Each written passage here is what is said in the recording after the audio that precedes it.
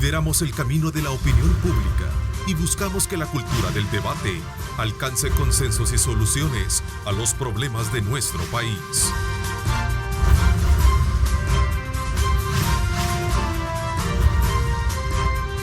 Diálogo con Ernesto López. Hola, ¿qué tal? ¿Cómo están? Qué placer enorme saludarles a ustedes una vez más. Gracias por sintonizarnos en esta mañana del lunes 6 de mayo de 2019. Bienvenidos a Cadena Megavisión. Somos 3 canales al servicio de usted, canales 15, 19 y 21. Esta mañana, como siempre, le deseamos muchos éxitos para la presente semana. No olvide colocar a Dios en el centro de sus actividades. Hoy me acompañan autoridades de seguridad pública para ampliar detalles de la investigación que, según el gobierno, los lleva a concluir que el alza de homicidios, particularmente hacia policías y militares, es una medida para presionar al presidente entrante a intentar establecer algún tipo de negociación. Incluso esta situación a la cual el ministro de Seguridad lo demanda de esta manera, por cierto, que publica el periódico El Diario de Hoy, no sé si lo podemos mostrar, donde advierte de que no es bueno. Ahí está, el ministro de Seguridad pide no negociar con pandillas. Así es que para hablar de estos y otros temas relacionados con el quehacer de la actividad y el combate de la delincuencia en nuestro país, me acompaña el ministro de Justicia y Seguridad, Mauricio Ramírez Landaverde. Gracias, ministro, por acompañarnos. Gracias a ti, Ernesto. Muy buenos días a todos. También me acompaña el director de la policía, el comisionado Howard Cotto. Gracias también por acompañarme. Gracias, Ernesto. Buenos días. A ver, quizás voy a comenzar primero por tratar la manera de entender mejor esta exhortación, como lo publica la bandera de este matutino, donde usted dice no es conveniente negociar con las pandillas. A ver, así está el titular, por favor. Vamos a ver. Ministro de Seguridad pide no negociar con pandillas. A ver, ¿a qué se refiere con eso, ministro? Bueno, nos referimos a que por parte de las instituciones de seguridad hay suficiente datos, evidencia de que el principal propósito a través del uso de la violencia de las estructuras de crimen organizado, las pandillas, es buscar cierto entendimiento con las autoridades, que ha sido un intento de ellos a lo largo de los últimos años, después de que el Estado salvadoreño ha buscado responder de diferentes formas al fenómeno de violencia y criminalidad. Y así tenemos que verlo, porque desde hace muchos años las políticas en materia de seguridad pública se basaron casi exclusivamente en el uso de la fuerza, en la aplicación de la ley penal, en los periodos de la implementación de políticas de mano dura, que básicamente consistían en la persecución penal por el mero hecho de pertenecer a determinadas estructuras criminales. En un primer momento el Estado salvadoreño buscó prácticamente casi en exclusiva, a través de la persecución penal, darle solución a esta problemática. Y nosotros somos testigos de ello, puesto que pertenecemos a la Policía Nacional Civil y sabemos que a la institución policial prácticamente se le delegó lidiar con ese problema, siendo que era un problema muy complejo y eminentemente social, al cual las instituciones de justicia, la policía, podemos contribuir, pero no resolverlo. No tenemos los recursos, no tenemos las atribuciones legales completas como para poder hacer tal situación. Eso marcó las políticas de seguridad en el país durante mucho tiempo. Prácticamente la respuesta fue, en aquel tiempo, más policías, más leyes, más cárceles, penas incrementadas. Básicamente en eso se basó la respuesta del Estado a esta problemática. Más adelante, pues como ya sabemos también, el Estado buscó otro tipo de soluciones, aparentemente más rápidas, más fáciles, que conllevaron una reducción súbita de la violencia, claramente, y eso pues llevó cierto alivio al país, pero detrás de ello ya, como conocemos, había toda una planificación por sacar provecho de esa situación en beneficio de las actividades delictivas de estos grupos, porque no podemos pasar por alto que estamos ante estructuras de crimen organizado y como tales, su finalidad principal es lucrarse, beneficiarse económicamente del cometimiento de actos ilícitos. Y cualquier situación que ellos quieran presentar como un rostro humanitario o de pacificación, lo que sea, tiene por detrás la intención de influir en las decisiones del Estado, tener cierta incidencia o poder de decisión en ello para favorecerse, para crear un ambiente que les permita operar de una forma más fácil. Ok, ¿y de dónde y por qué creen ustedes que estos ataques son acciones de presión precisamente que van en ese sentido? Digamos, ¿hay una información por supuesto clave? Es decir, ¿O solamente es una sospecha de transición de gobierno que vivimos hoy? No, el trabajo propio de las instituciones de seguridad es recabar información, analizar información, llevar adelante todo un trabajo de inteligencia que nos permita conocer la situación, pero no solo eso, hay también información de carácter público, porque hay muchos casos, bueno, como el actual, en el cual se acaba de desarrollar la vista pública por segunda ocasión, el caso conocido como Tregua, pero también hay otros casos con anterioridad, entre ellos el caso Jaque y otros, en los cuales ha quedado también claro que con el incremento de la violencia, con la investigación de otros hechos como lo que comprende estos casos, delitos de lavado de dinero, entre otros, también ha trascendido y ha sido pública información respecto a las verdaderas intenciones de estas agrupaciones criminales. Además, ha sido una práctica sistemática de ellos el antecediendo hechos políticos importantes en el país, como el que se aproxima un cambio en las autoridades del país, el incremento de la violencia ha tratado de ser la herramienta por la cual ellos buscan incidir en ese tipo de decisiones. Y a lo cual quisiera, si me lo permites, Ernesto, apoyarme en esta gráfica, en la cual lo que se puede ver es la tendencia que desde el 2016 ha tenido el delito de homicidio. Es decir, en el año 2015 han sido los indicadores más altos que hemos tenido en el presente periodo. El año 2015 lo finalizamos con 6.657 homicidios, que representó una tasa de 103 homicidios por cada 100.000 habitantes, pero como está representado en la gráfica, a mediados del año inició la implementación del Plan El Salvador Seguro, aún como una prueba piloto en el municipio de Ciudad Delgado, nada más. Los siguientes meses del 2015 fue un periodo de planificación, de preparar los planes municipales en cada uno de los municipios y con lo que fue a partir del 2016 ya la implementación del plan, en el cual desde el primer trimestre del 2016 se logra ver una tendencia positiva a bajar. Luego, en abril de ese año, hay una marcada reducción con la implementación de las medidas extraordinarias que fueron en abril de ese año. A partir de entonces aparece pues ya claramente una tendencia a la reducción durante todo el año. Sin embargo, como podemos ver, hay ciertos periodos de incremento que están resaltados ahí con un círculo en rojo.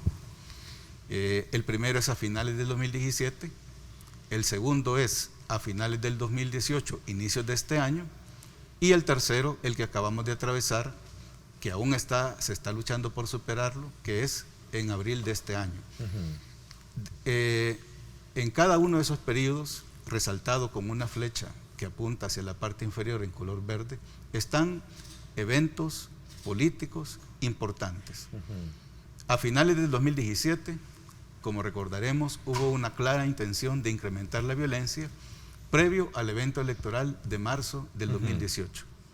Planes que fueron neutralizados a través de trabajo operativo, la captura de los cabecillas que provocaron dicha situación, el traslado de estos al Centro de Máxima Seguridad de Zacatecoluca, entre otras medidas que lograron parar esa situación. Sin embargo, también entre diciembre del año 2018 y enero del presente año, previo al evento electoral del 3 de febrero, hubo otra campaña de incremento que se caracterizó, al igual que la anterior, por atentados contra miembros de las instituciones de seguridad principalmente.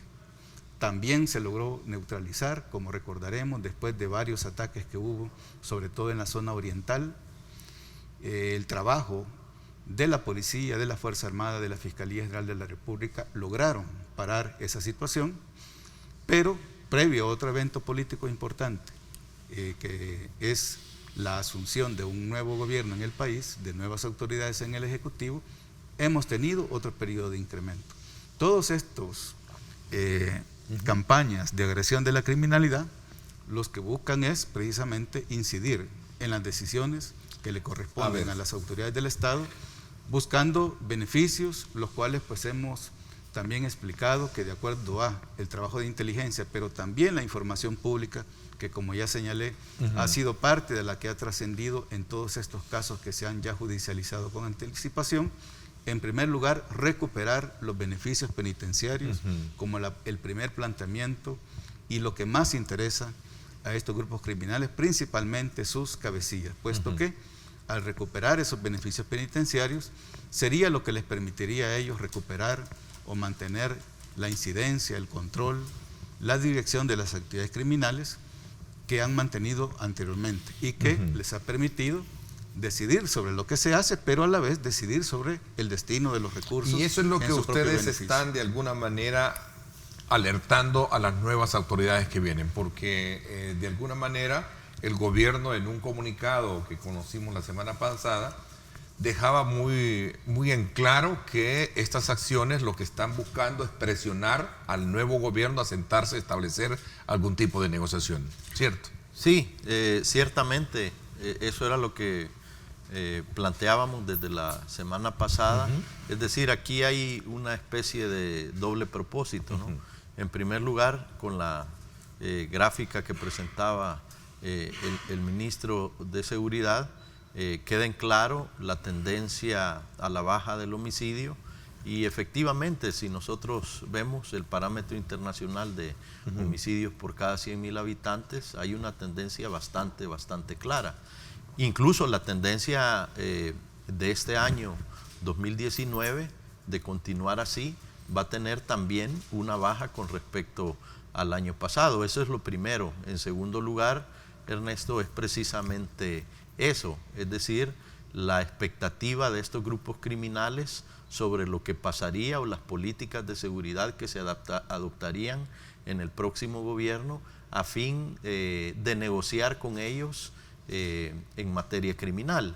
Hay que recordar, y porque una parte de tu pregunta era de dónde obteníamos esto, es que no solo es porque a nivel de inteligencia y nuestros equipos de investigación se obtiene esta información, se cruza, se sacan conclusiones sobre ello.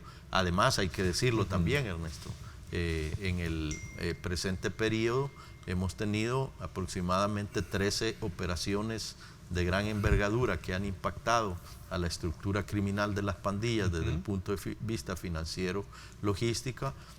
Toda la información que ahí se obtiene se procesa y efectivamente puedes tú ver con claridad que el objetivo de las pandillas es no desfallecer en el sentido de buscar una negociación con el gobierno. Ellos vieron con claridad en el presente gobierno que esa no era una alternativa viable, pero sí están teniendo una expectativa de lo que pudiera o el comportamiento que pudiera tener el próximo gobierno de cara a esta negociación. Hay que entender, y yo creo que la población salvadoreña debe estar clara que todo el objetivo o siempre los objetivos de una organización criminal, y en el caso de las pandillas no es la excepción, es buscar condiciones para poder seguir cometiendo delitos, sobre todo de carácter económico, extorsión y otros delitos, tráfico de droga, que les permita acrecentar su patrimonio ilícito. Eso está claro, es decir, yo creo que la sociedad salvadoreña, nuestro país, debe entender que a pesar de que procuran estas estructuras criminales revestir su planteamiento, su discurso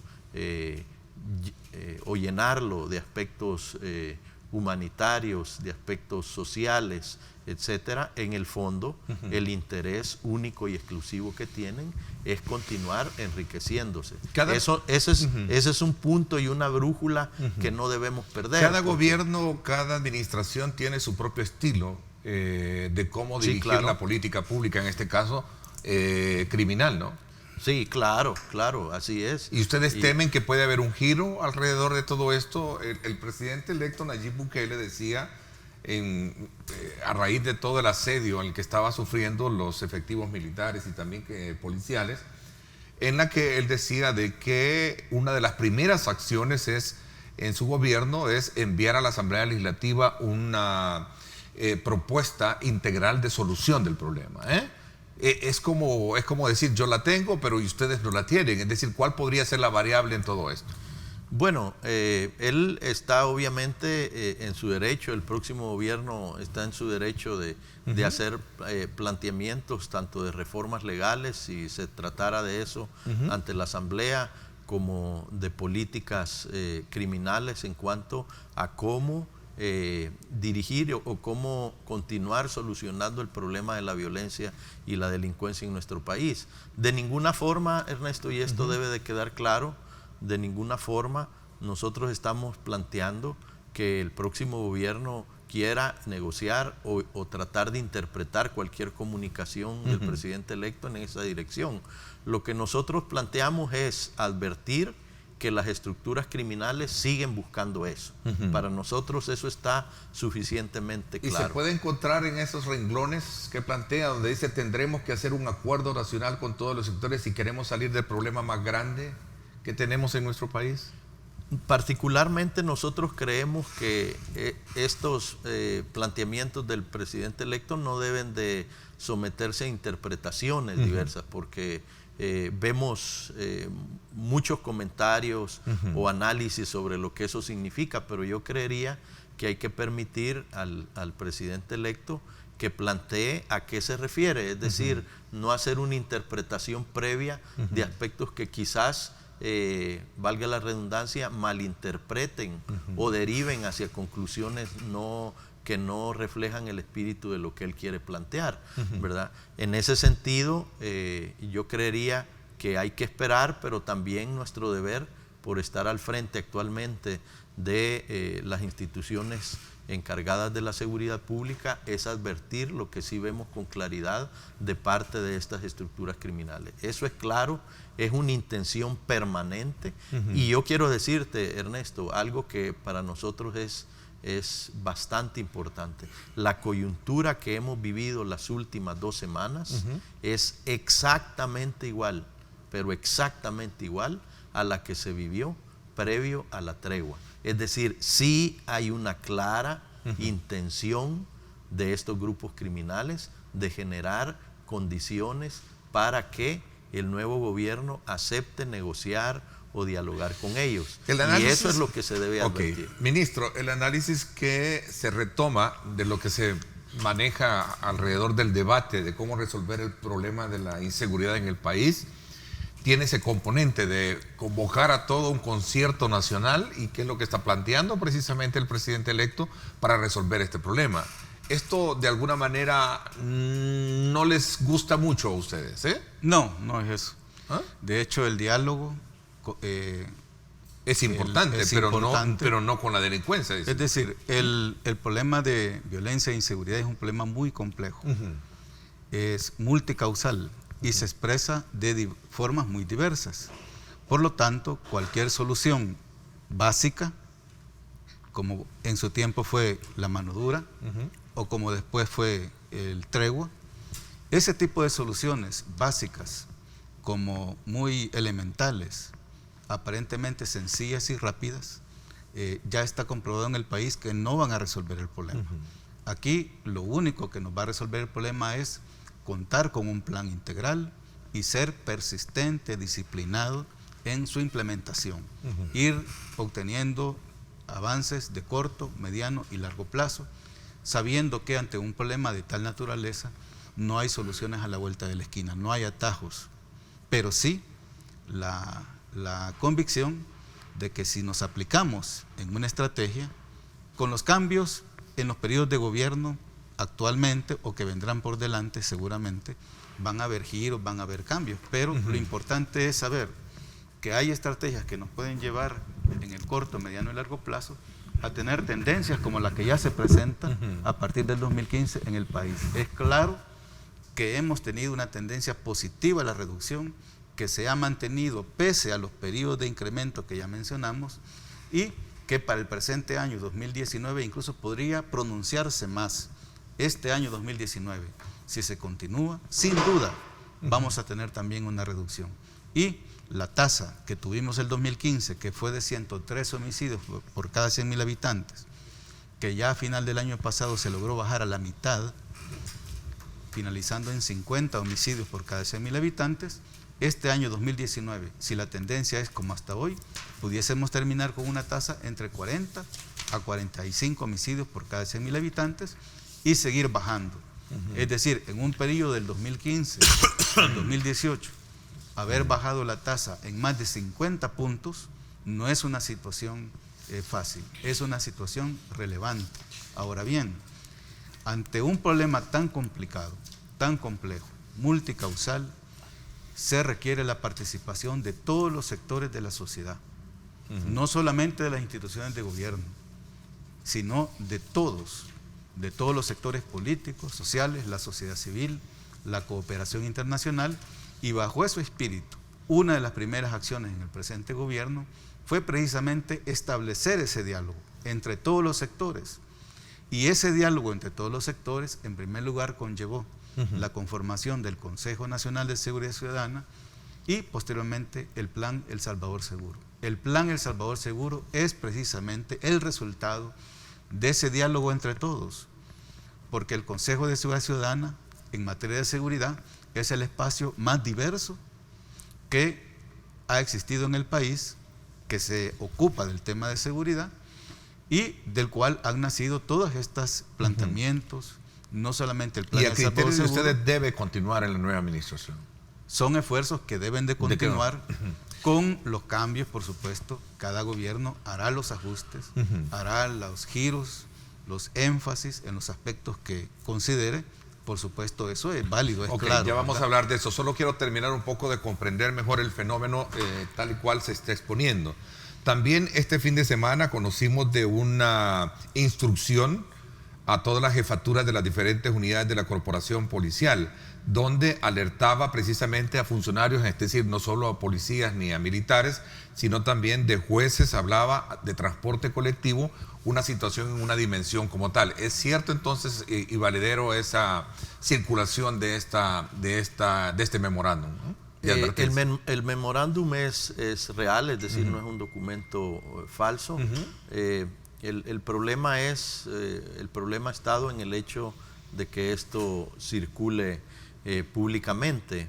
Nosotros, Ernesto, tenemos mecanismos de obtención de información y de comunicación o alertas tempranas sobre esto constantemente. Quizás lo que ha pasado en este momento, lo que ha pasado con ese memorándum es que fue puesto en circulación públicamente, pero son comunicaciones rutinarias que nosotros hacemos sobre todo a los jefes ¿Cómo lo filtran policiales. y por qué lo filtran? Eso nosotros, de hecho, el fin de semana yo he ordenado que se investigue por qué se ha filtrado ese documento. Nosotros generamos documentos de alerta varias veces al día. Algunos son generales, otros son específicos. De hecho, estos mecanismos, claro, no filtrándolos ni haciéndolos del conocimiento público, pero estos son los mecanismos que a diario nos permiten ir previniendo acciones que en algunos lugares, en algunos casos se intentan materializar, en otros quedan solo a nivel de información, tanto específicas, por ejemplo, cuando hablábamos, creo que contigo, hace algunos días sobre los mecanismos de alerta a nuestros compañeros, ¿verdad? Nosotros tenemos un mecanismo permanente de ir alertando cuando tenemos información concreta sobre algún otro funcionario, presidente, o funcionario o persona que pueda tener alguna amenaza. Nosotros también tenemos mecanismos de acercamiento para alertar preventivamente, pero no creemos que esta información, pues en primer lugar deba circular y se debe de tomar como una información que nosotros ordinariamente, prácticamente todos los días mantenemos para alertar a ciertos jefes o a ciertos compañeros sobre posibles amenazas. ¿De dónde viene toda esta, digamos, amenaza? Porque habla de, en este memorándum, habla sobre información que tiene que ver con posibles atentados contra la vida de operadores de la ley. Hablamos de fiscales, hablamos de jueces, magistrados, autobuses del transporte colectivo y obviamente oficiales de alto rango. Sí, por eso habla y plantea posible, porque no es información confirmada y por eso es que nosotros no la hacemos circular públicamente, sino que lo hacemos circular internamente. Como digo, en este caso, este documento se filtró a los medios. No debe haber sido así porque es un mecanismo por el cual nosotros a los jefes de delegación principalmente y de ciertas divisiones, tanto del ámbito investigativo como de contacto ciudadano, se los damos a conocer como un mecanismo de alerta, ¿verdad?, para estar pendientes de cualquier otra información que pueda cruzarse a nivel territorial o específicamente en algunas zonas para confirmar si esto es una posibilidad real o no. ¿Y esto ha llevado consigo advertirle a los jueces, a los magistrados también? ¿O solamente va directo a las jefaturas de ustedes? Es a las jefaturas de policía, porque lo que sucede es que los jefes de delegación principalmente retoman esta información y a través de los departamentos de inteligencia local contrastan esta información para ver si hay algún nivel de amenaza específica a alguien que puntualmente en un territorio determinado tenga algún problema. A ver, ¿qué está pasando en su esencia y por qué de alguna manera se está generando este clima de violencia en este periodo de transición? Nos queda claro de que hay una especie de presión, como ustedes lo están en algún momento advirtiendo. La otra gran pregunta que se da en este mismo contexto es si de alguna manera, ¿cómo entonces vamos a entrarle a resolver el problema? Voy a hacer una pausa comercial. Cuando regresemos vamos a tratar la manera de comprender mejor todos estos aspectos que tienen que ver con, por ejemplo, el trabajo que usted decía, ministro, del Consejo Nacional de Seguridad Pública. Hay quienes sostienen que no ha dado los resultados esperados. Hay quienes, y no estoy diciendo que porque tengan a lo mejor la razón, pero habrá un síntoma ahí de expresión que todavía no logra convencer que este concierto de unidad, de criterios, de lo que ahí se maneja, pueda tener de alguna manera el resultado positivo, concluyente de lo que se busca, que es controlar el tema de la violencia en el país. Por otro lado, también yo creo que es importante echarle un vistazo a ese tema de programas que ustedes hacen, porque mientras todos los días prácticamente hay operativos de captura, ¿no? De hecho, hoy en la mañana, creo, en la madrugada, presentaron a otro grupo de 29, si no me equivoco. Casi 40, sí. Casi 40. Entonces aquí tenemos como una expresión de, bueno, y si se hace esto, se controla esto, pero siempre sale esto, entonces ¿de qué estamos hablando? O sea, ¿cuáles son las magnitudes? ¿Cuál es la magnitud del problema? Ese es un punto bien importante que lo analicemos cuando regresemos. También les quiero invitar a que me acompañen en la segunda parte del programa. Voy a conversar con el presidente del Tribunal Supremo Electoral sobre algunos aspectos que tienen que ver precisamente con esa reforma integral de la cual muchos hablan para el sistema electoral en el país. Así es que vamos a la pausa. Gracias por estar con nosotros.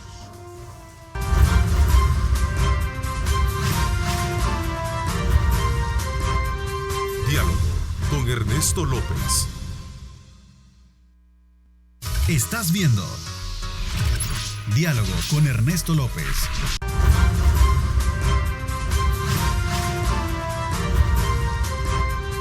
Diálogo con Ernesto López. Colegio Bilingüe Cuscatlán, una nueva y moderna propuesta educativa. Visítanos en Nuevo Cuscatlán y conoce nuestras amplias y modernas instalaciones. Aprovecho para invitarlos a ustedes a que conozcan más del Colegio Bilingüe Cuscatlán. Es el único colegio en El Salvador que cuenta con una cocina pedagógica en parvularia. Esto donde los alumnos cocinan alimentos saludables. Qué interesante este proyecto para que usted lo conozca más. Llame al 2560-2700 o búsquenos en Facebook como Colegio Bilingüe Cuscatlán. Bueno, vamos a continuar conversando con el ministro de Justicia, Mauricio Ramírez Landaverde, y también con el comisionado Howard Cotto, director de la Policía Nacional Civil. Hablábamos de esta dimensión del problema de violencia que se tiene, de ataques, y el esfuerzo versus el esfuerzo que ustedes hacen. Cómo entender, cómo comprender que mientras hacen operativos, capturas, más se eleva la situación de esta naturaleza. Por ejemplo, el tema del coche bomba, creo que es un buen elemento para poder comprender a estas alturas de estar llegando a esos niveles de ataque, concretamente pero muy parecidos a una dimensión que ya no es de un simple, digamos, de una simple situación de delincuencia del país, ministro. Bueno, es una forma de operar que no es nueva. Ya anteriormente se empleó también por parte de estos grupos, y la estructura que se dedicó a colocar artefactos de este tipo en instituciones de gobierno, incluso en aquel periodo, fue capturada en su totalidad. Todos los miembros operativos que la conformaban, incluso algunas personas que le suministraron el explosivo y otro material que emplearon, se capturaron y están ya condenados. Hoy hay un nuevo surgimiento de otras agrupaciones que adoptan la misma forma de operar, se está investigando y los vamos a capturar, los vamos a llevar ante la justicia, así como ha sido en el caso de los grupos anteriores. Es decir, acá lo que tenemos que tener claro los salvadoreños es que la criminalidad todavía alberga la esperanza que a través de su principal herramienta, que ha sido la violencia, lograr incidir en las decisiones del Estado para buscar favorecerse. Esa es toda la intención. Pero ¿y no será que también el Estado le ha abierto las puertas? No. Y hablo del Estado, de algunos actores, también ha abierto las puertas a esto, porque en un dato que se da en el contexto del proceso judicial del tema de la tregua, hay alrededor de $250,000 que recibieron estos grupos, tanto de los partidos Arena como FMLN, en el 2013, en el marco de esa tregua, según lo plantea un testigo. Es decir, el Estado también como que ha sido permisible para poder, y ahí está el caso de la tregua, que es un proceso judicializado. No comparto esto, y cualquier estudio serio de los indicadores de resultados en materia de persecución penal nos lo puede indicar. Es en este periodo presidencial precisamente en el que más golpes se han dado, donde las pandillas han sido acorralados y golpeados más duramente. En primer lugar, porque antes de eso, ellos estaban a sus anchas en el sistema penitenciario.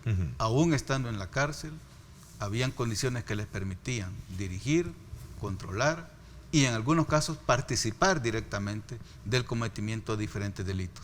Y nosotros somos testigos de eso por muchos años, estando en la Policía Nacional Civil, sabiendo que desde dentro de las cárceles muchas veces se planificaban y se dirigían extorsiones, homicidios o secuestros, la frustración de no poder hacer nada. A partir del 2016, con la implementación de las medidas extraordinarias, el Estado pasó a tomar control del sistema penitenciario, sometiendo sobre todo a las estructuras de crimen organizado ya a las normas penitenciarias, y con las introducciones que conllevó el paso de medidas extraordinarias a ordinarias, que entre otros aspectos se introdujo el régimen de máxima seguridad, aún con más razón se ha logrado mantener. ¿Usted, ministro, no cree o no concibe de que estos partidos políticos en algún momento han favorecido a estos grupos? Me refiero a las acciones desarrolladas por el gobierno, eso en primer lugar.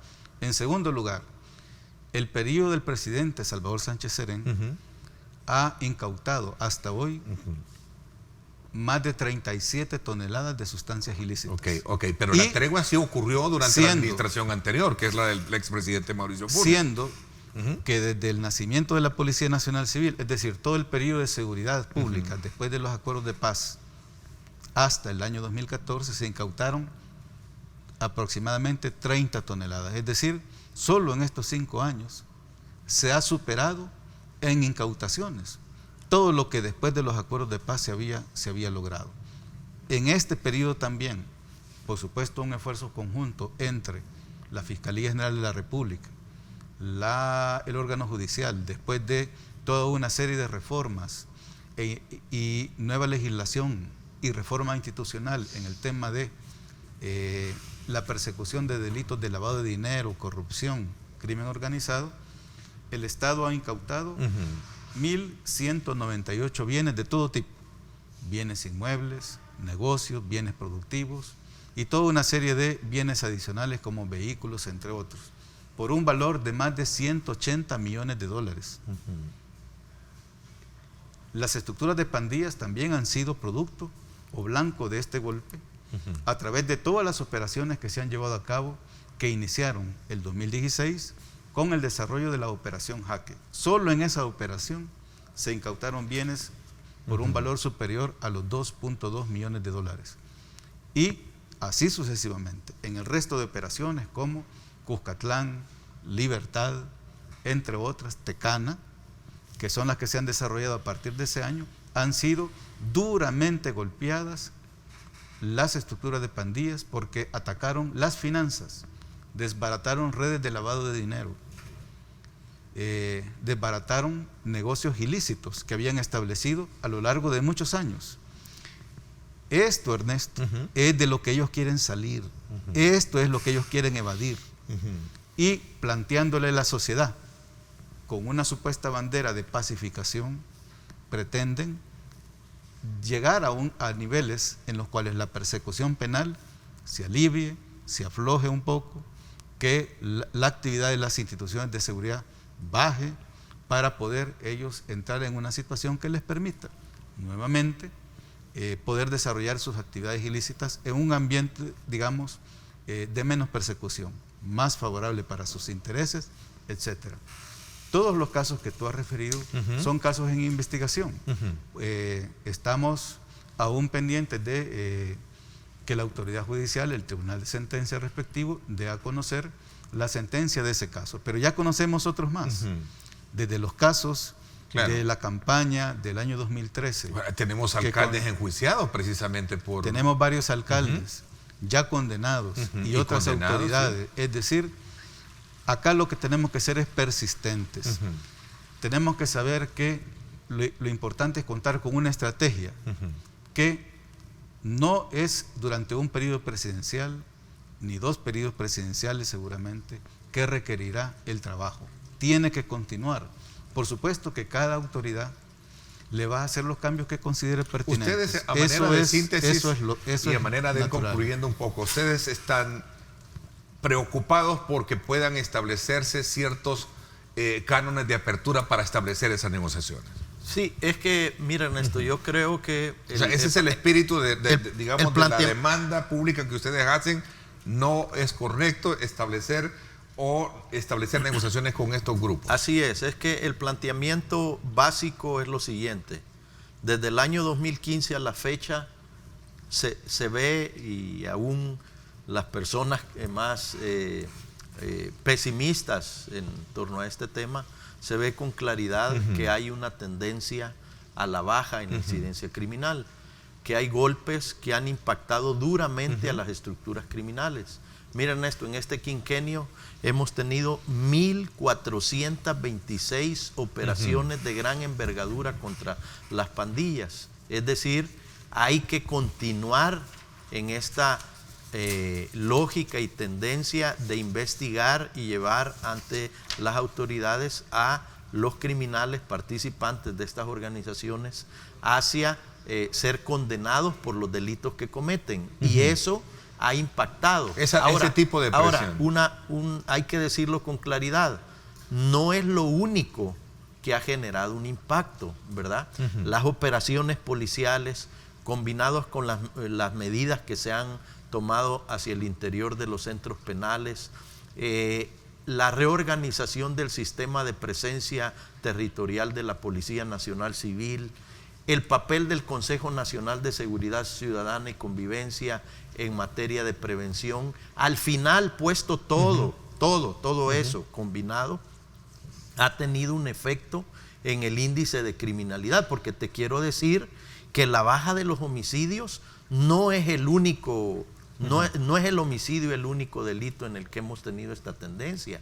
Hay una tendencia generalizada de disminución de la incidencia delictiva. La percepción de la población. Si es lo suficiente o no, bueno, llega el tiempo de un nuevo gobierno en el cual se debe de continuar profundizando las acciones que llevan la tendencia. Sería conveniente, así debe plantearse, creo yo, sería conveniente que todos aquellos aspectos que han generado que la tendencia del 2015 a la fecha, la disminución de los delitos, se haya dado, sean tomados en cuenta.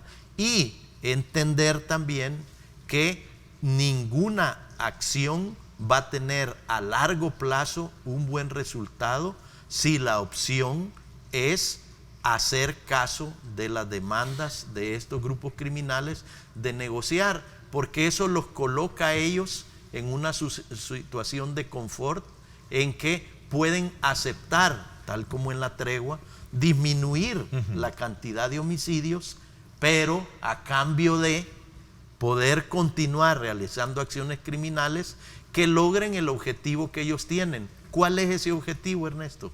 Obtener ganancias financieras, obtener dinero ilícito que les permita seguirse enriqueciendo y que les permita fortalecer su estructura criminal, su capacidad logística para continuar operando. ¿Esta denuncia o preocupación de ustedes no tiene ninguna motivación de carácter política? No, al contrario. Ustedes están fundamentados en todas sus investigaciones para sostener de que algo puede venir de esta naturaleza. A ver, Ernesto, yo te lo plantearía desde esta óptica. Si con la experiencia que se ha obtenido todos estos años y con la información que se tiene, con las confirmaciones que hay, nosotros decidiéramos quedarnos con esa información, no compartirla, eso sí sería un error, ¿verdad? Ahora, nosotros no estamos hablando de cuáles son las políticas que el futuro gobierno debe adoptar. Está en la libertad de hacerlo. Pero si le están diciendo no debe de entrar en esta dimensión de creemos que negociación. es nuestra responsabilidad advertir que las pandillas están buscando entender o lograr un acuerdo a futuro, generar condiciones para tener acuerdos a futuro. Y que el camino, Ernesto, esto es clave, que el camino de una tregua, de una negociación, no es el camino que resuelve los problemas de violencia y delincuencia en este país. Siempre, y te lo voy a decir categóricamente, hoy te puedes sentar y negociar con las pandillas.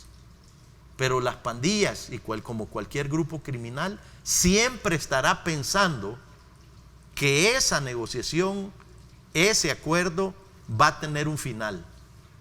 Y para cuando eso suceda, encontrarse en una condición logística, financiera y operativa más fuerte para seguir cometiendo sus delitos. ¿Han buscado un canal de comunicación más directo con la nueva administración, con el nuevo gobierno, con el nuevo presidente Nayib Bukele para hacerle entender lo que ustedes están planteando esta mañana acá?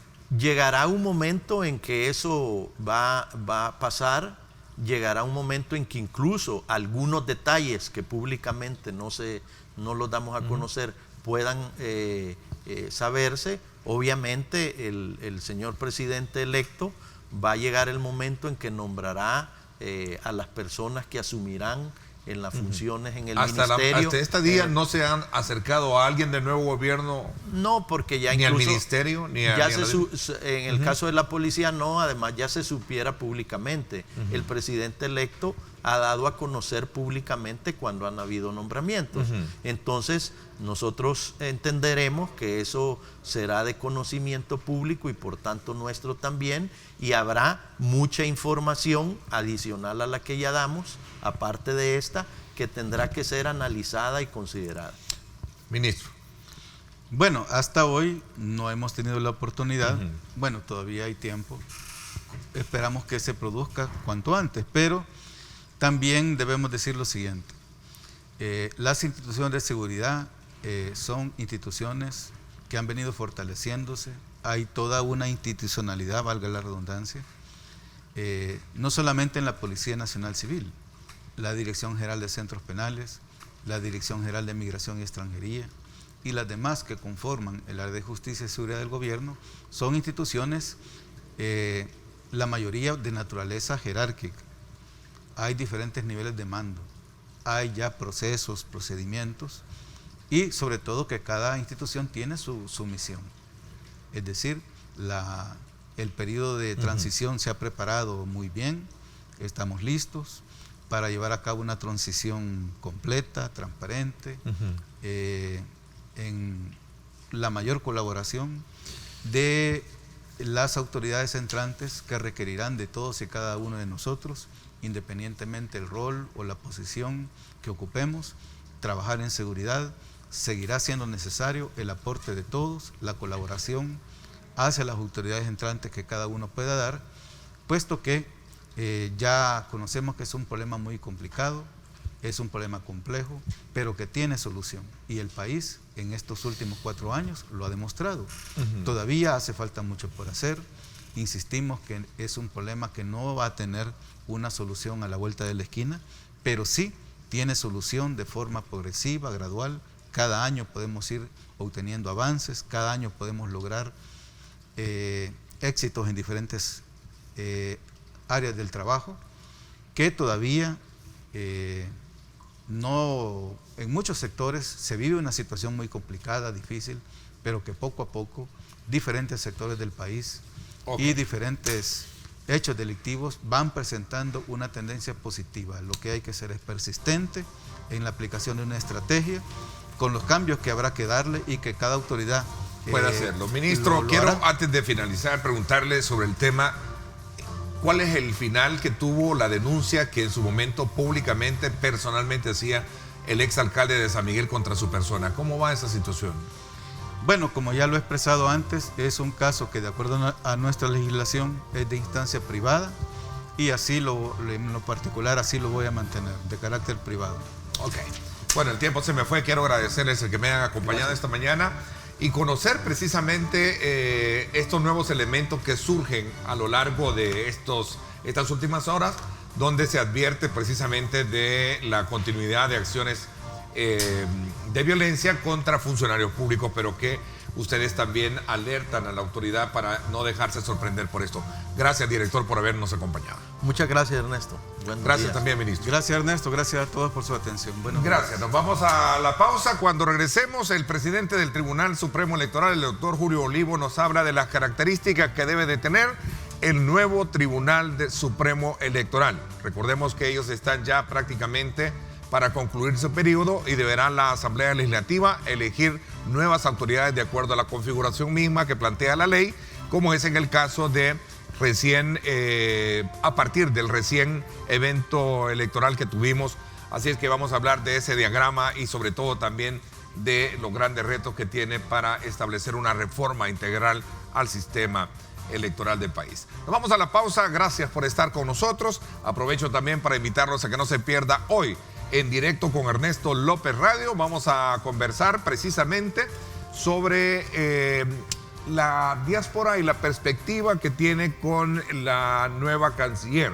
Estará César Río con nosotros conversando sobre precisamente qué esperan del nuevo rol y del nuevo escenario que marca la pauta la nueva canciller al sostener que hay que estar cerca de los Estados Unidos y no estar precisamente mordiéndole la mano a quien te la está tendiendo. Eso por un lado. También estará con nosotros un proyecto muy importante desde la perspectiva del gobierno municipal. Juan Pablo Álvarez, él es el alcalde de Soyapango, sobre la creación de la primera casa de atención a todas las personas que vienen deportadas. Así es que va a ser un tema muy interesante hoy a las 6 de la tarde en Directo con Ernesto López Radio por 107.7 Fuego, estación del Grupo Radial Megavisión. No se lo pierda. Colegio Bilingüe Cuscatlán, una nueva y moderna propuesta educativa. Visítanos en Nuevo Cuscatlán y conoce nuestras amplias y modernas instalaciones.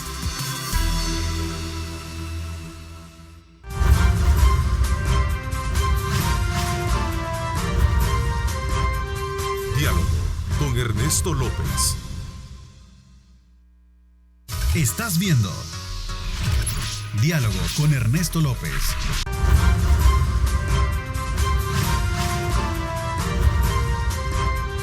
Diálogo con Ernesto López. Bueno, gracias nuevamente por estar con nosotros. Nuevamente gracias a quienes están enviando sus comentarios y preguntas. Vamos a escudriñar otro escenario importante de país. Vamos a, desde luego, hablar sobre los grandes retos que tiene el nuevo Tribunal Supremo Electoral, que deberá quedar conformado a partir del mes de agosto, porque el actual tribunal concluye sus operaciones el 31 de julio. Para hablar del tema y de otros aspectos que tienen que ver con una evaluación del ejercicio de las elecciones del 2019, nos acompaña en el estudio doctor Julio Olivo, magistrado presidente del Tribunal Supremo Electoral. Bienvenido, magistrado. Bueno, gracias por invitarme a este programa y dispuesto a poder tener una conversación con usted. Gracias por invitarnos a pesar de que ya no hay elecciones. Ya no hay elecciones, pero sí quedan los, llamémosle, los rezagos, ¿verdad? Queda una constelación de preguntas que se dan en el marco de conocer la experiencia, como en el seminario de evaluación de elección 2019 que ustedes van a desarrollar, y que de alguna manera marcará la pauta para saber cuáles son los retos que vienen para el nuevo Tribunal Supremo Electoral.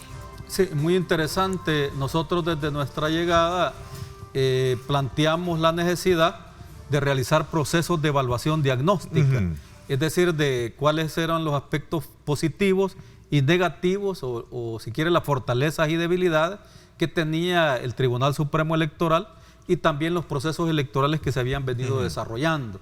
Entonces hemos realizado con serían tres eventos de evaluación electoral y lo dejamos institucionalizado.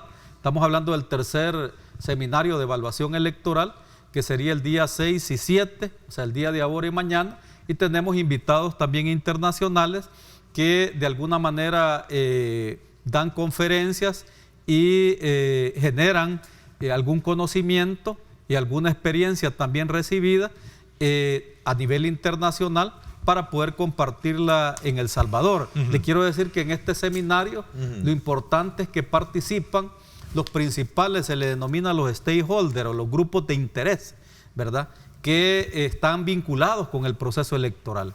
Es decir, los principales actores directos o indirectos del proceso electoral están metidos en ese seminario. Ahí están, por ejemplo, representantes de partidos políticos, están los directores de la Junta de Vigilancia Electoral, los técnicos del Tribunal Supremo Electoral, las ONGs y fundaciones, que usted se recuerda que siempre tienen opinión sobre estos temas, universidades, etcétera.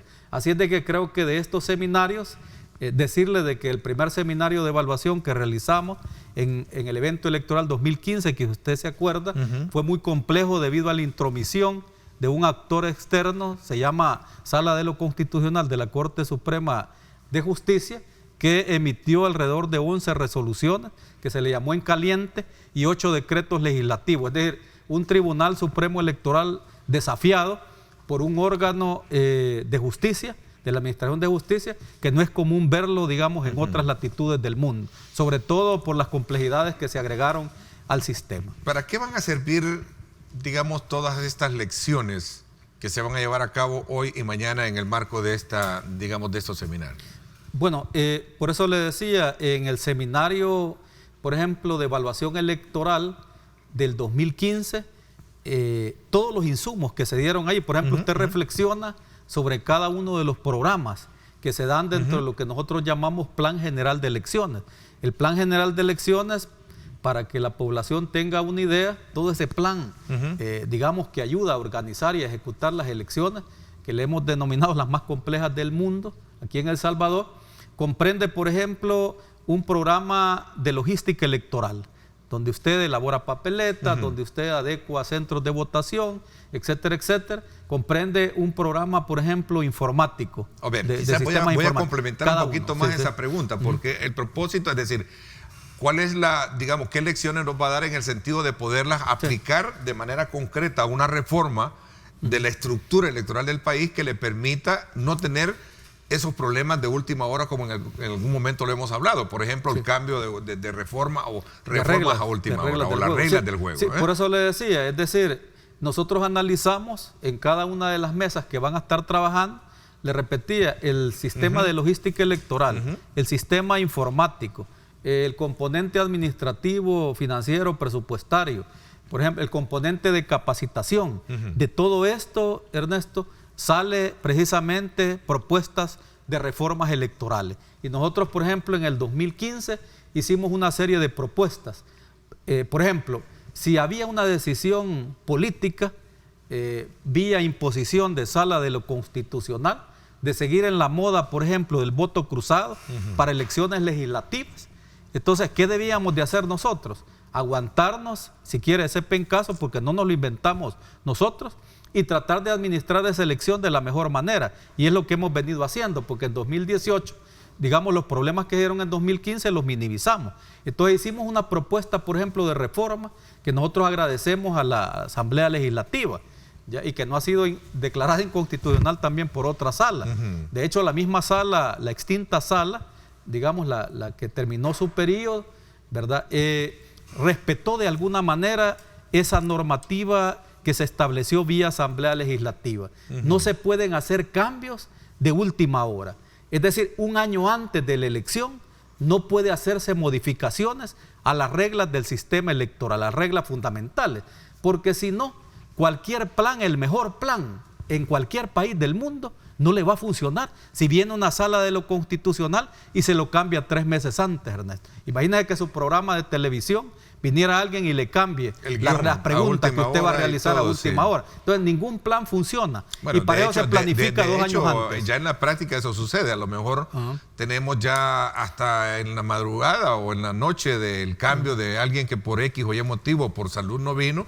Entonces tenemos que comenzar de nuevo a replantear las cosas. Pero entonces, de alguna manera, eso trae inconvenientes, que es lo que usted quiere decir. Pero imagínese que a usted le suspendan la entrevista, viene del gobierno de la República, digámoslo así. 9 de la noche. ¿Qué hace usted a esa hora? Viene la improvisación. Ahí viene, y ahí viene está el cálculo de error que puede existir. No más preguntas, testigo. Usted dijo, viene la improvisación y usted no puede improvisar en temas tan delicados como la materia electoral. A lo mejor en su campo a lo mejor sí se puede, pero ahí no, porque usted necesita presupuesto. Claro. Si usted hace un cambio de reglas del juego, por ejemplo, si cambia de un voto, por ejemplo, entero, ¿verdad?, de una lista bloqueada y a una semidesbloqueada, por ejemplo, que representó el voto por rostro, ¿verdad?, o el voto preferente, y luego viene y abre completamente las listas, eso requiere como un sistema informático, por ejemplo, que no estaba preparado para adaptarse. Entonces tiene que contratar una empresa a última hora, ¿ya? Entonces todo eso tiene que capacitar al personal. En fin, tiene que hacer una serie de adecuaciones que no se permiten en materia electoral. El ejercicio de este seminario es importante, ¿no? Basado en la experiencia, que puede ser el mejor cálculo para evitar futuros inconvenientes. Sí, de este análisis también que se está planteando, igual que se hizo en el 2018 del análisis diagnóstico de este seminario de evaluación, de compartir esas experiencias entre los mismos actores, surgen propuestas. Por ejemplo, una de las ideas que, si usted se recuerda, primero había mucha discusión al interior del Tribunal Supremo Electoral, del organismo colegiado, desde el 2015 a esta fecha. Algunas de las tesis que se han planteado acá y que yo les he venido a plantear, el voto cruzado, por ejemplo, afecta a los partidos minoritarios. Ya se dio varios diputados, por ejemplo, varios partidos se han cancelado debido a que afectó a los partidos más pequeños, ¿verdad? Las tesis, el sistema más complejo a nivel de votación, ¿verdad?, es más caro también, le cuesta más dinero al gobierno, a los ciudadanos, ¿verdad?, para que venga a votar de manera cruzada únicamente el 6.7% de la población, mientras el otro 93% de la población se tiene que sacrificar y el país tiene que esperar los resultados preliminares de manera tardía, debido a que una sola elección para contarse, Ernesto, necesita 5 horas y media. Es el caso que se va a plantear, ya que usted decía los retos del nuevo organismo colegiado, ¿verdad?, este Tribunal Supremo Electoral.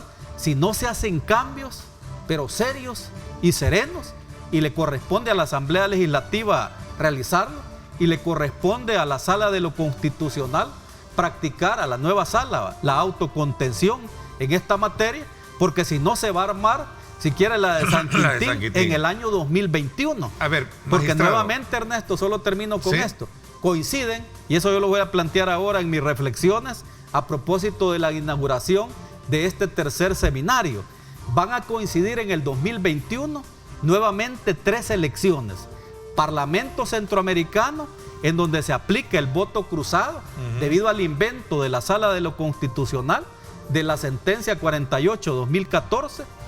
Va a coincidir elecciones para Asamblea Legislativa, donde también hay voto cruzado, fraccionado, único en el mundo, y va a coincidir también consejos municipales.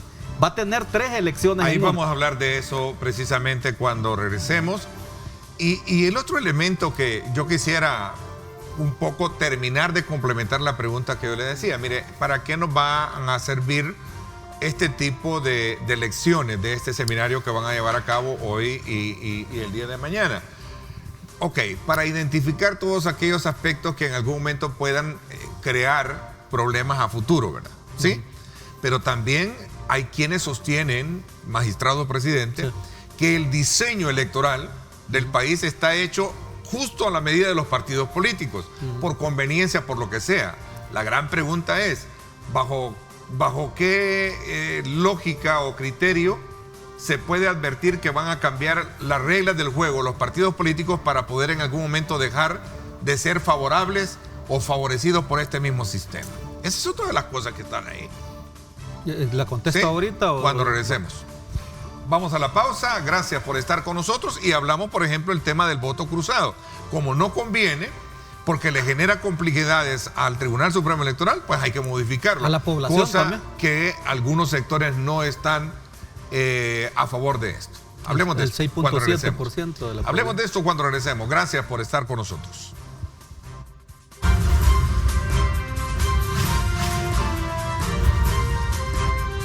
Diálogo con Ernesto López. Estás viendo Diálogo con Ernesto López.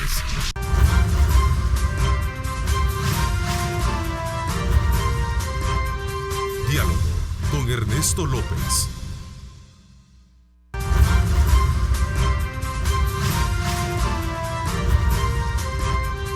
Diálogo con Ernesto López.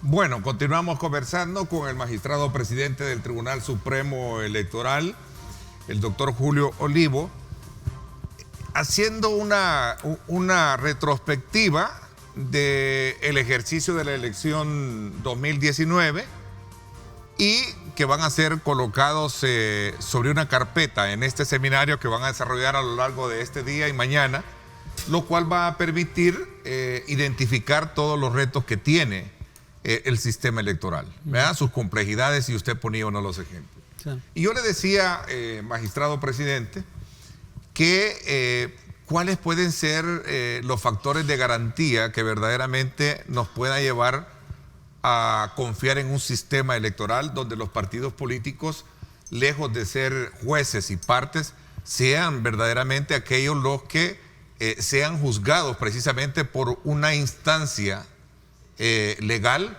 transparente y de beneficio para la democracia, porque hoy en día la mayoría de personas creen que este diseño electoral que tenemos, y se lo planteaba antes de irme a la pausa, está hecho injusto a la medida para la existencia no de los partidos políticos que deben de existir, sino para las cúpulas de sus partidos.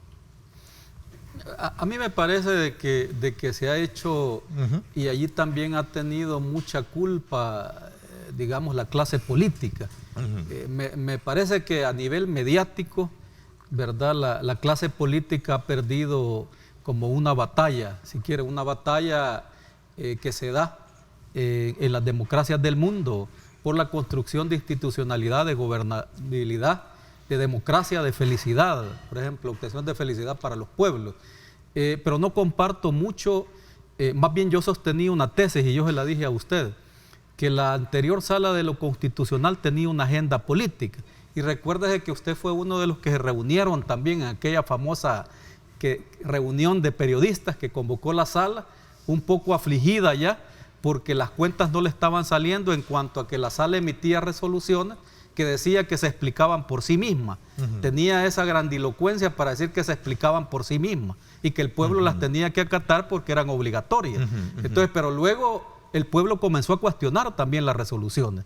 Hay resoluciones, por ejemplo, de escuelas, como la donde destituye de un tajo a los diputados suplentes a partir de una sentencia que nada tiene que ver con eso, de los famosos 900 millones, si ustedes recuerdan. Sí. El peticionario no le estaba planteando a la sala destituir o dejar sin efecto los cargos o suspender de sus cargos a los suplentes. Y la sala inventó prácticamente los razonamientos. Ese proceso está por prevaricato en la Fiscalía General de la República, ¿va? Que el nuevo fiscal podría operar y revisar ese caso. Entonces, a lo que yo me refiero es de que hay todo un plan, fíjese, y así lo puede visualizar usted con una serie de indicios, de decir, bueno, aquí hay una partidocracia a la que hay que asesinar, a la que hay que derrotar, ¿ya? ¿Y qué pasa? Lo que pasa es que esos partidos políticos, lo que usted dice, que se ponen de acuerdo, generaron la gobernabilidad producto del acuerdo político del 91, de los acuerdos de México, la clase política, la Asamblea Legislativa, varios de los que están acá de representantes de los partidos políticos, fueron los que dieron el aval para que se firmaran los acuerdos de paz. Si no se aprobaban las reformas legislativas que creaban al nuevo Tribunal Supremo Electoral con la estructura actual, ¿ya? No se hubiera firmado la paz en este país. Entonces, lo que estoy diciendo es que si bien hay que atacar fenómenos como la corrupción, hay que atacar, si quiere, las hegemonías o lo que usted dice, las cúpulas partidarias, pero me parece que el método para atacarnos puede ser algo así como darnos un tiro en el pie, Ernesto López, que luego nuestra democracia patojee. Y es lo que sucedió con el atentado que hizo la Sala de lo Constitucional, con la sentencia 48 del 2014, en donde el mismo presidente Pineda razonó su voto y les dijo no es correcto que se aplique para este 2014. Y él que había trabajado 30 años en la Asamblea Legislativa, no se van a tomar los acuerdos políticos, porque esto viene desde los acuerdos de paz. La sala extinta, y ojalá esta sala no vaya a cometer los mismos errores de la anterior, y creo que no va por ese camino, ¿ya? Se saltó la barda. Y eso ya lo está diciendo un montón de gente. Entonces, eso debería de quedar plasmado, escrito en la ley para que no se... Ya hay una norma que la Asamblea estableció, la Asamblea Legislativa. Que no puede y eso es saludable. Un año antes usted no puede cambiar las reglas del juego. Por ejemplo, nosotros platicábamos, imagínense, con magistrados del Tribunal Constitucional alemán. Y yo le planteaba la inquietud, si era cierto que habían sentencias de ellos, porque la sala extinta dijo de que bebía de ese... Y he tenido la suerte de estar con magistrados del Tribunal Constitucional alemán. Y nos dicen, nosotros nunca haríamos una locura de ese tipo. Una vez inicia la contienda electoral y se convoca elecciones, nosotros no intervenimos. Es más, por ejemplo, en Alemania, la primera instancia de conocimiento de los problemas que se dan en las mesas electorales, ¿sabe quién lo conoce, esa instancia? Los problemas que se dan con las actas y todo eso. Una comisión de la Asamblea Legislativa en Alemania. ¿Ya? Y es una sociedad desarrollada, en donde en algunos, fíjense que conocimos un estado, en donde es un estado único, donde se realiza una especie de voto, que le llaman acá Panachev, que es el voto cruzado. ¿Va? Pero sabe que la población tiene la paciencia de esperar 7 días, porque saben de que allí pueden votar de esa manera cruzada, de las únicas partes voy a correr en el tiempo por los temas así, quizás más álgidos que debemos tratar esta mañana. Por ejemplo, usted es un abanderado de eliminar el tema del voto cruzado. ¿Sí? Soy un abanderado de afirmar los derechos de la población, de los electores, ¿ya? Y de consolidar la democracia en este país, Ernesto. Pero no está de acuerdo que el voto cruzado lo tenga el actual sistema. Si el voto cruzado fuera la panacea y nos ayuda a consolidar nuestra democracia, yo voy al principio, al frente de la marcha con la bandera. Pero eso de alguna manera va en contraposición de lo que sostienen algunos sectores, que consideran que sería un retroceso que se elimine el tema del voto cruzado, porque lo que estaría de alguna manera ponderándose nuevamente es el ejercicio de la colocación de los primeros, en este caso, rostros, o ¿cómo se le llama? Casillas, de que por lo general siempre son los dirigentes de los partidos los que ahí Ese están. es un error. Yo creo que el gran problema es que le han vendido a la población, oiga bien, que el voto cruzado genera precisamente que usted puede elegir.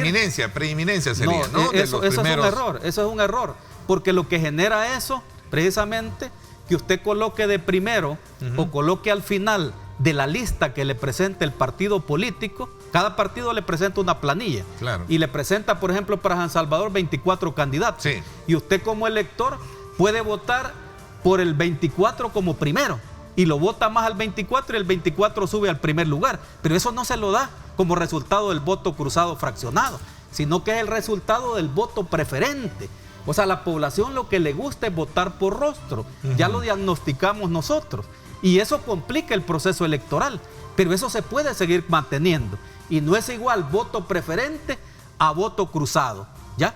El voto preferente, amigos oyentes, es el voto por rostro. Y eso a mí no me parece que sea algo malo. ¿Ya? Ese debe eso se mantenerse, puede conservar, ¿no? Correcto. Lo que no se debe a su criterio es de estar diciendo voto por esto y voto por esto, correcto, porque comienza a fraccionar el voto. Comienza a fraccionar. Y a la hora de contar y le acarrea un gran problema. Y el problema es que ningún país del mundo lo tiene, Ernesto. Y entonces, ¿de dónde usted va a recibir cooperación? Para poder, se han tratado de diseñar software y hay varias empresas que ya fracasaron. De hecho, yo voté en abstención en la ocasión pasada para contratar a Smartmatic, pretendiendo que esta empresa iba a ser la panacea y iba a resolver el problema, y tuvo problemas con las preferencias, si ustedes recuerdan. Sí. Y hoy que no contratamos ninguna empresa, ¿ya? Si usted se fijó, tuvimos nuestro sistema autónomo, pudimos transmitir de manera muy rápida. ¿Pero por qué? Porque el sistema no tenía tantas complejidades, era una elección presidencial. Pero le digo, se avecina la elección nuevamente compleja. ¿Va? 3 elecciones en una, si no se toman decisiones, por ejemplo, sobre Parlamento Centroamericano, sobre Asamblea Legislativa y sobre el Consejo Municipal. Yo estoy por afirmar los derechos de la población, pero yo creo que es suficiente afirmación de derechos con el experimento que se hizo en el 2012, de votar por rostro, que de hecho luego salió la honorable Sala, algunos magistrados, dándose golpes de pecho, diciendo que nunca dijeron que se votara por rostro, sino que usted podía votar por nombre. Y le quiero decir que hay muchos países en el mundo que votan por el nombre o por un número, no necesariamente por rostro. Nosotros tendríamos suficiente afirmación de derechos, oiga bien, con que se vote de manera preferente. Es decir, la población va a poder votar por el rostro de los candidatos. Y eso no es ningún problema, porque si no, yo le hago otro razonamiento. ¿Y por qué 194 naciones en el mundo no tienen el voto cruzado? Si es el gran invento, digamos, de este país. ¿Por qué no nos quieren copiar? ¿Sabe qué me dicen a mí en cada país que vamos? ¿Va?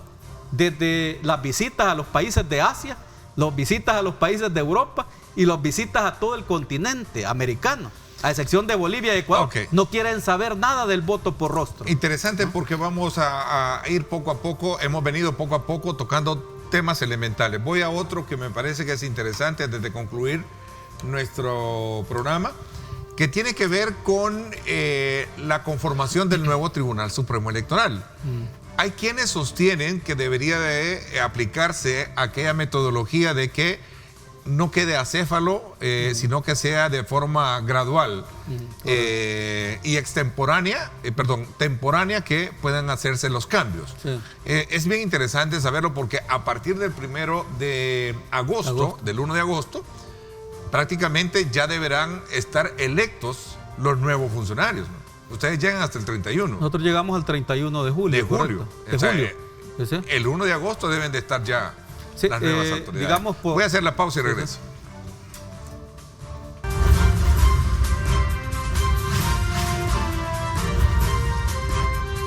Diálogo con Ernesto López. El futuro es imaginar, es pensar en grande. Prepárate hoy. Estudia en la UFG y amplía tus oportunidades. UFG, tecnología, innovación y calidad. Por estar con nosotros. Se podría considerar, podría considerar, no, que teníamos una pista ahí de fondo, que no. Podríamos considerar que va a quedar acéfala la instancia, el tribunal, a partir del 1 de agosto. Bueno, yo creo que en aras de la gobernabilidad democrática que debe existir en el país, y el sistema tan complejo que se ha impuesto en El Salvador, si no se hacen correcciones, Dios me guarde y Dios me libre. Si el Tribunal Supremo Electoral de nuevo va a llegar a aprender, digamos, con un sistema tan complejo como el que tenemos. Porque le digo, se avecina elección para Parlamento Centroamericano en el 2021, elección para Asamblea Legislativa y elección de Consejo Municipal, que hoy son plurales, y voto cruzado fraccionado más voto preferente, porque nosotros tenemos un sistema mixto, Ernesto. Podemos votar por banderas, que ya es un sistema de conteo. Para que tenga una idea, el voto por bandera es el único que se contó en las pasadas elecciones presidenciales. Nuestro propio sistema informático, producto también de la donación y de la cooperación del gobierno de Corea con la Asociación Mundial de Organismos Electorales, que la promovimos y trabajamos todos los magistrados del Tribunal Supremo Electoral por ella.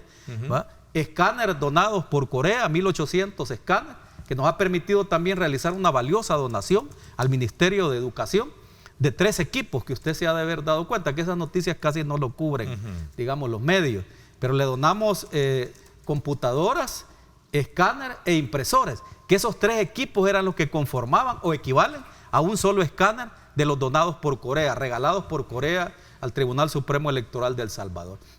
Entonces, decirle que con esa complicación que se va a tener en el 2021, usted ya lo decía, hay tribunales supremos electorales que se renuevan de manera escalonada, así como se renueva la Corte Suprema de Justicia, debido a que hay que recuperar la experiencia, por ejemplo, de algunos magistrados del Tribunal Supremo Electoral. Imagínese con un sistema tan complejo que ni la población lo entiende, y a veces yo me atrevería a decir, ni algunos, digamos, el personal técnico también del Tribunal Supremo Electoral.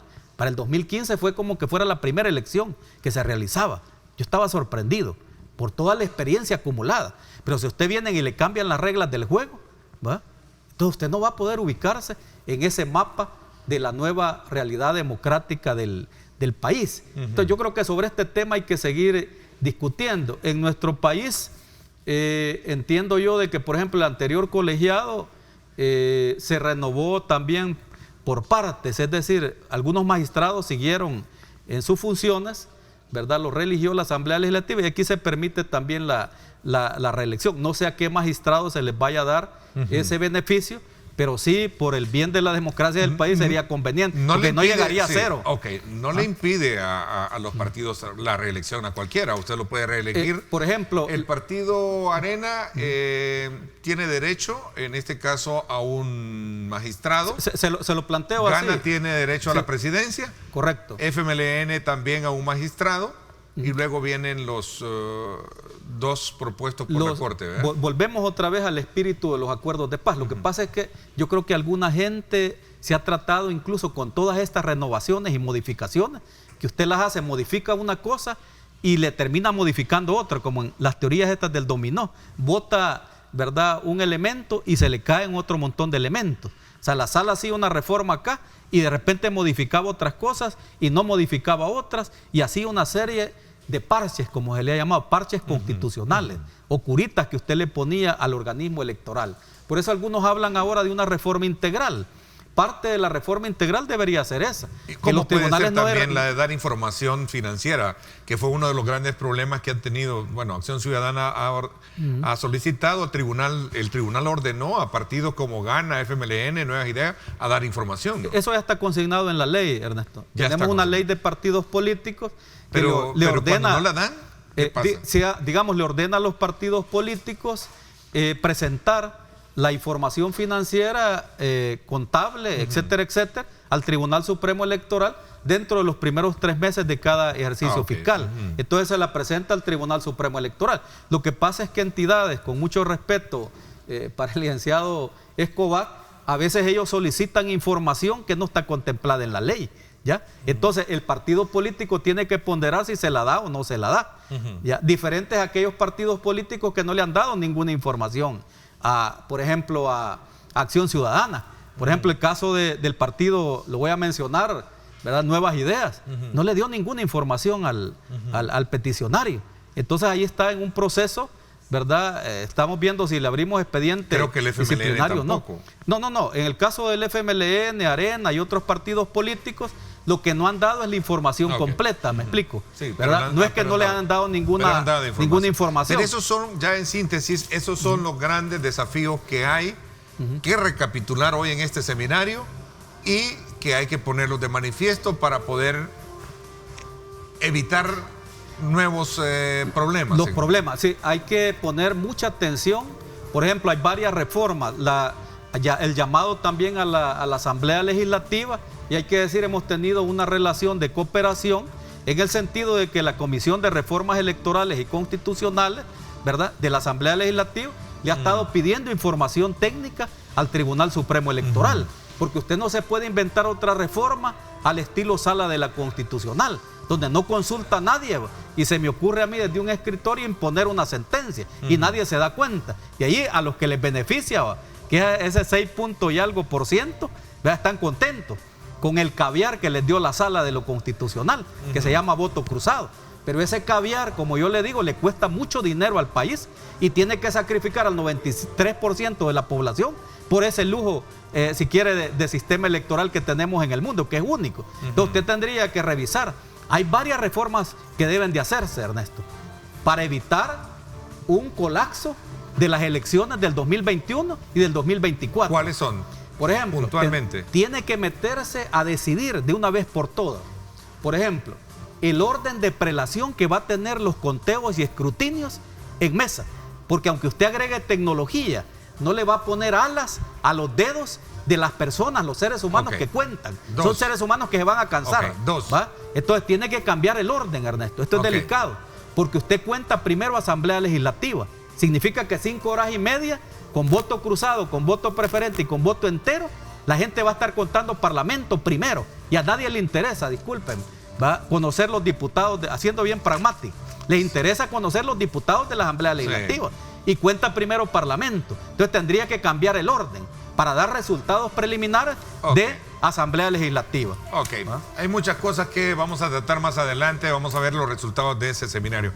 Gracias por haberme acompañado. No, gracias a ustedes por el espacio. Gracias por mi parte. Eso es todo por hoy. Los espero en radio hoy a las 6 de la tarde. No se lo pierdan. Gracias, pásenla bien y como siempre recuerden lo más importante, amar a Dios sobre todas las cosas. Lideramos el camino de la opinión pública y buscamos que la cultura del debate alcance consensos y soluciones a los problemas de nuestro país.